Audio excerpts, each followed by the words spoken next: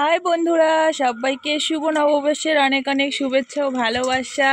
তো দেখো, আমি চলে এসেছি বাপের বাড়িতে। আজকে হলো ভাইয়ের বার্থডে আছে, তাই এই যে মা রান্না করছে। দেখো এদিকে রান্না করছে চিকেন, তার মধ্যে সব ভালো, কিন্তু আমার মা আর কি বলবো, মা অ্যাক্সিডেন্ট করেছে। বসে আছে বলে তোমরা হয়তো বুঝতে পারছো না। পাটা ঠিক করো মা। এরকম সব পাটা সব ফুলে গেছে, ডাক্তার কাছে বিকেলবেলা যাবে। বাইকে অ্যাক্সিডেন্ট, পাগল ছিল ওইটা। পাগলকে বাঁচাতে গিয়ে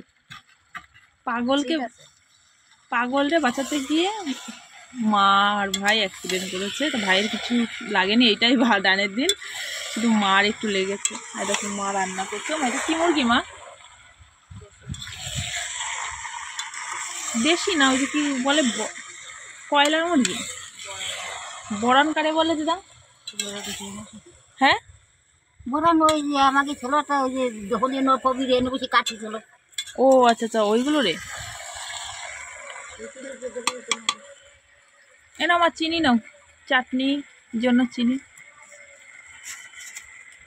বছরের প্রথম দিনই তুমি পাটা লাগায় বসে রইলে। অন্য শুনে বলছে, ও মা বছরের প্রথম দিনই পায়ে ব্যথা লাগলো, তাহলে সারা বছর কি করবে?